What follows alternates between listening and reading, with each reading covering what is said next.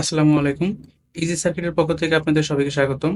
আজকের video topics হচ্ছে কিভাবে ঘরে বসে এরকম একটি ড্রিল মেশিন তৈরি করতে পারবেন।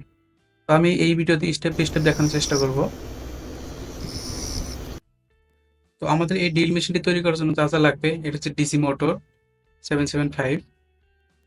এরপরে আমাদের লাগবে হচ্ছে ড্রিল ড্রিল চাক। এই ড্রিল চাক হলে যে কোনো ইলেকট্রনিক্স দোকানে গিয়ে বললে হবে ড্রিল চাক, মিনি ড্রিল চাক। এর ড্রিল বিট লাগবে। সো আনুষঙ্গিক যা কিছু লাগবে এখানে দেওয়া আছে আমাদের। এরপর লাগবে আমাদের হচ্ছে একটা পাইপ, পিভিসি পাইপ। এটা মোটরের সাইজ অনুযায়ী আপনি নিয়ে নেবেন। এরপরে লাগবে হচ্ছে আমাদের একটা সুইচ। এরপরে লাগবে হচ্ছে আমাদের মেল ফিমেল জ্যাক। এরপর আমাদের এরকম একটা নাইফ লাগবে, প্যান্টি কাটার লাগবে, এবং কিছু প্রয়োজনীয় তার লাগবে। আর একটা হেক্সা ব্লেড লাগবে, যেটা হচ্ছে আমরা পাইপ কাটার কাজে ব্যবহার করব।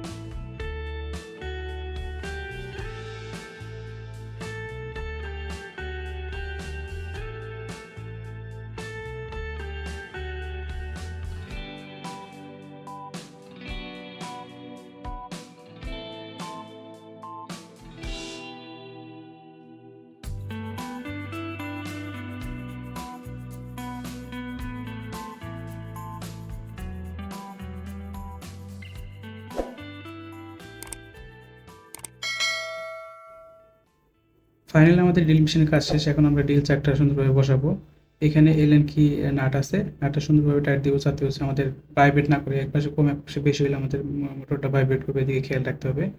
সমানভাবে দুই সাইডে টাইট দিতে হবে।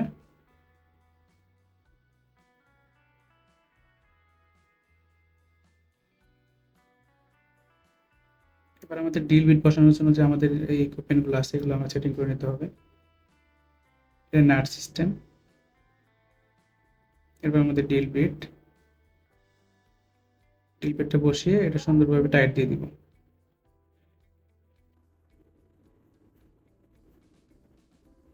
এই হচ্ছে আমাদের মিনি ড্রিল বিট রেডি হয়ে গেছে। এখন আমি ড্রিল বিটটি টেস্ট করার জন্য আমি এখানে 12 ভোল্ট ডিসি পাওয়ার সাপ্লাই থেকে সাপ্লাই দিব। ডিসি 12 ভোল্টের জ্যাকটি লাগিয়ে নিই, এবার সুইচ অন করি।